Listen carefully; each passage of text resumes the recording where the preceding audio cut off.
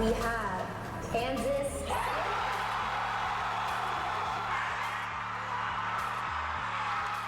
3 years ago today, Kansas City learned it would host the biggest sporting event in the world, the World Cup. It's going to be so great.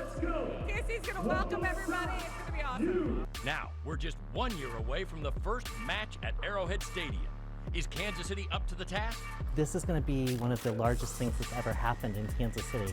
From transportation to security to the economic impact. Tonight, we break down how Kansas City is preparing for hundreds of thousands of visitors and the work that still needs done. I would say based on 1 year to go, we're 10 out of 10. We're exactly where we should be. And welcome in to Fox 4's 1 year out preview as your home for the World Cup 2026. For the next 365 days, we're getting you ready for what's expected to be among the biggest events in Kansas City history. I'm John Holt. I'm Bria Love. It's going to be the largest World Cup in history as well. Check out this map. 16 cities across the United States, Canada, and Mexico. 48 teams will be participating in a total of 104 matches. The last time the U.S. hosted a World Cup in 1994, it was half of that. Now, despite being the smallest host city, 6 matches will be played at Arrowhead Stadium. For context, that's one more match than Mexico City, a metro that has nearly 13 times more people than we have here. Of those 6 matches in Kansas City, 4 are from the group stage beginning from June 16th through June 27th. A knockout stage match will be played on July 3rd, and finally a quarterfinal match on July 11th. KC 2026, the host city organizing committee, says with 1 year to go, Kansas City's on track, getting all those pieces in place. Last Wednesday, organizers made it official with a new display at Union Station.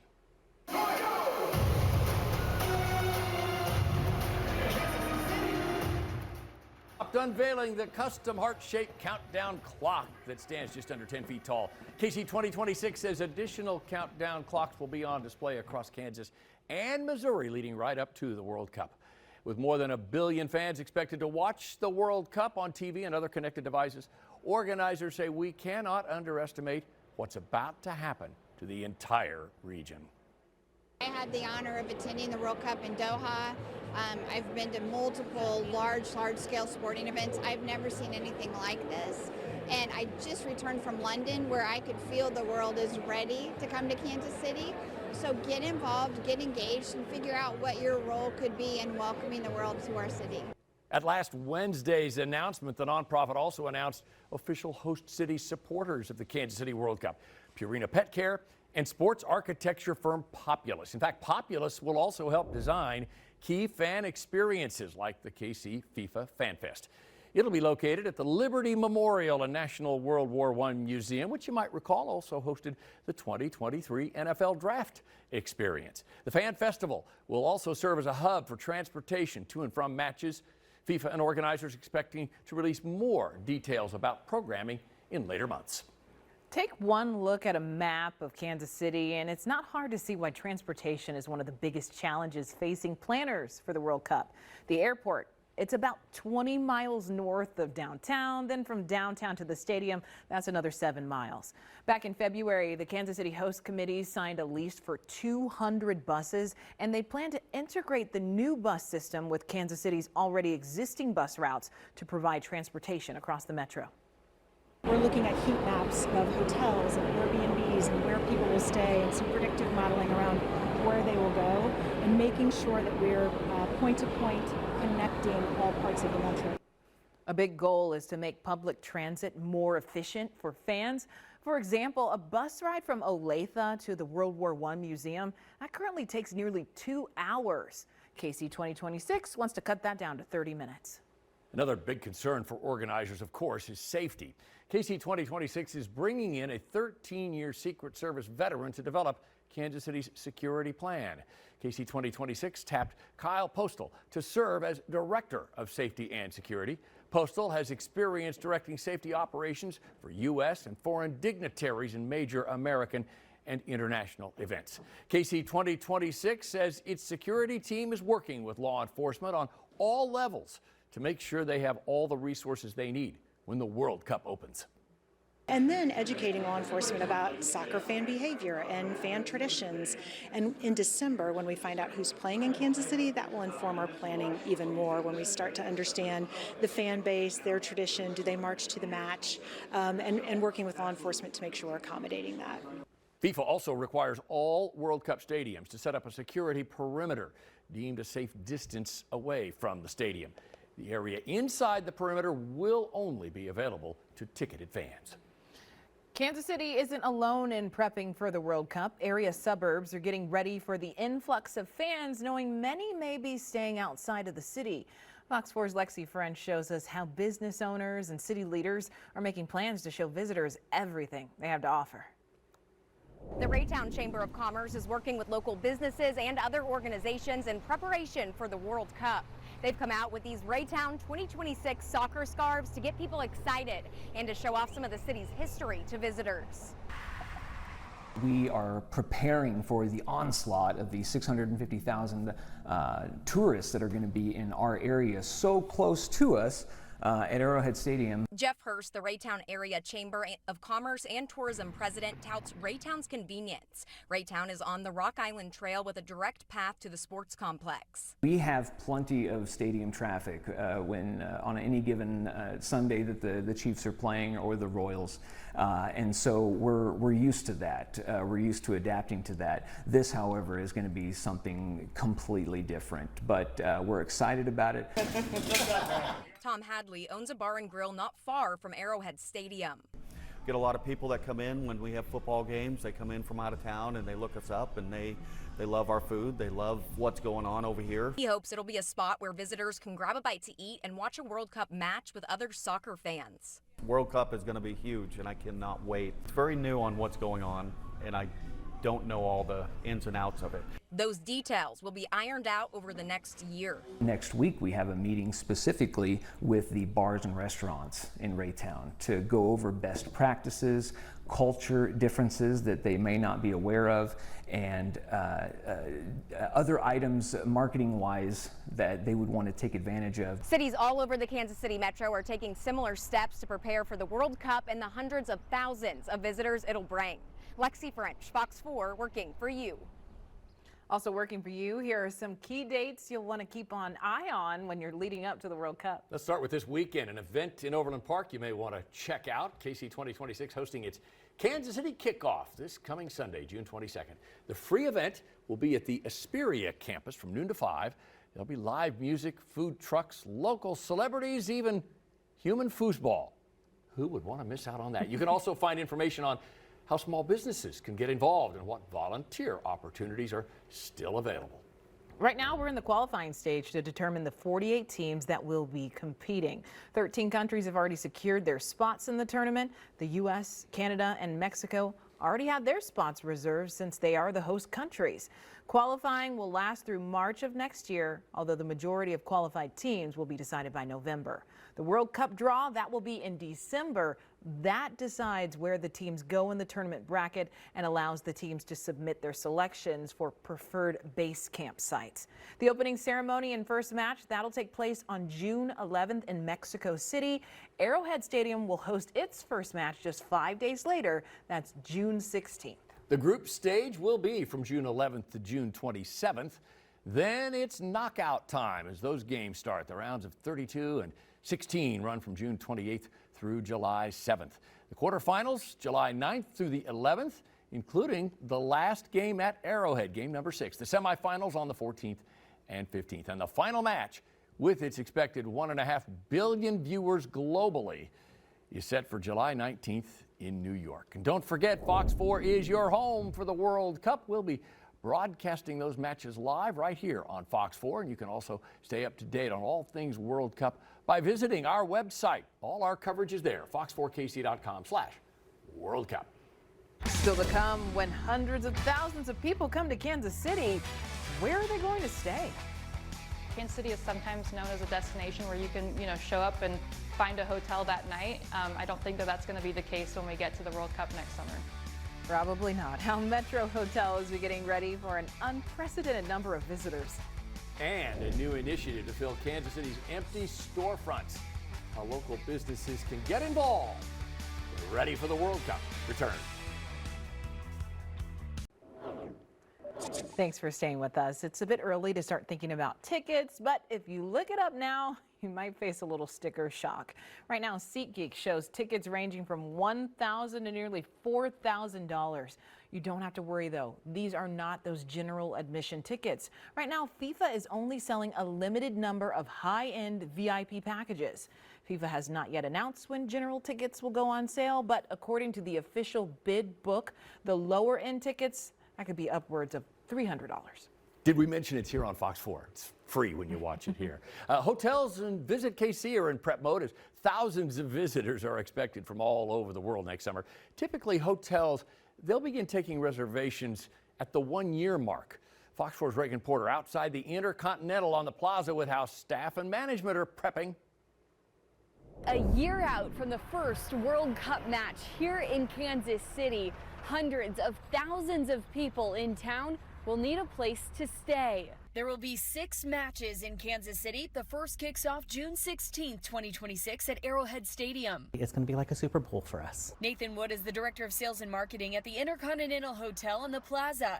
They have more than 370 rooms, while some large groups have solidified contracts for staying during the World Cup. Wood says people cannot book a room quite yet. The rule is no reservations until 50 weeks out, which is a little under a year in advance. This is going to be one of the largest things that's ever happened in Kansas City. So we're kind of in uncharted territory right now. Mackenzie Walters with Visit KC says during the tournament we can expect to see 650,000 visitors. That's people from outside the Kansas City region who are going to come here, need to stay in hotels, need to eat at our restaurants. Walters says based on the data so far, hotels will see increased occupancy right before, during, and following a match. She says they're expecting at least 80% occupancy metro-wide, if not more. That will lead to some increased rates for all of our hotel partners, for people who are coming and staying there. And hopefully for our hotels, that means that they'll have record revenue the next summer as well. Walters says in Kansas, there are 21,830 hotel rooms within 2.5 hours of Kansas City. She says that'll generate an estimated economic impact of $163.1 million and $10.7 million in state taxes. In Missouri, there are 36,720 hotel rooms within a couple hours of KC. That's expected to generate an economic impact of about $489.4 million and $20.7 million in state taxes. Kansas City is sometimes known as a destination where you can, show up and find a hotel that night. I don't think that that's going to be the case when we get to the World Cup next summer. Visit KC says it could be a smart move to book your room sooner rather than later. Reagan Porter, Fox 4, working for you. At least one metro city is working to increase the number of places to stay for travelers by loosening restrictions on those short-term rentals. You might know those as Airbnbs or Vrbos. The city of Parkville, it sits about 20 minutes from downtown Kansas City, and city leaders will allow unlimited short-term rentals from May 1st to late July in hopes of enticing soccer fans to stay there. Only 4 short-term rentals are allowed per city ward for the time being, but the mayor of Parkville says he supports loosening regulations, saying this will allow property owners to rent their homes and rentals to others, but he says that permission to do so will not be permanent. Kansas City is launching an effort to bring new life to downtown ahead of the World Cup. Last week, the City Council approved the Small Business Storefront Vacancy Revitalization Pilot Program. It provides $1.4 million to local businesses and artists to fill empty storefronts in downtown. City can offer small businesses who sign long-term releases for 1 to 2 years up to $25,000. Pop-ups and artists could potentially get $1,000 a month for 3 to 6 months.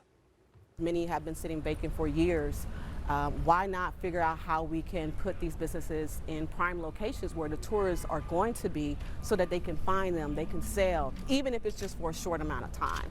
That pilot program launches later this summer for businesses and artists interested in participating. We have a link at fox4kc.com/World Cup. Now on the Missouri side, restrictions on when alcohol is allowed to be sold will soon loosen. Missouri lawmakers passed a bill that would let restaurants, bars, and liquor stores sell alcohol 23 hours a day for the duration of the World Cup. That bill's now on Governor Kehoe's desk, and he is expected to sign it. Still to come, it's not just the cities and businesses preparing for the World Cup. What's changing at Arrowhead Stadium to accommodate 6 matches? And he was a standout player at the last U.S. World Cup in 1994. We'll hear from former Kansas City Wizard Alexi Lalas on how he's seen the sport change in the past 3 decades. Fox 4, your home for the 2026 World Cup. Welcome back. The home of the NFL Chiefs is no stranger to the other kind of football. It's played host to both Copa America matches and the Sporting KC Inter-Miami match that drew more than 70,000 fans hoping to watch Lionel Messi in action. Renovations to get the stadium ready for the World Cup are underway. In February, our drone captured crews removing seats to accommodate a wider pitch, a key FIFA requirement. The Chiefs tell us renovations are a multi-year and multi-phase project.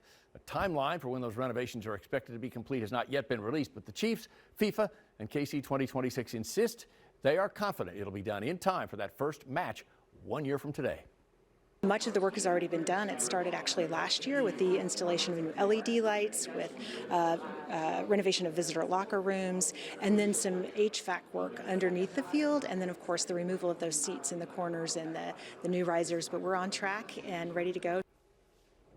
Well, it's not just Arrowhead. 3 proposed base camps in and near the metro are preparing for the World Cup. It includes the KC Currents training facility in Riverside, Sporting Kansas City's Compass Minerals National Performance Center in KCK, and KU's Rock Chalk Park in Lawrence. There will also be 2 locations in St. Louis. Now, these facilities will serve as the team's home away from home, where players, staff, and officials will spend the majority of their time during the group stage. Teams will submit their selections following the final draw, which is expected to happen in December. Kansas City, often called the soccer capital of the U.S., and few know that better than Alexi Lalas.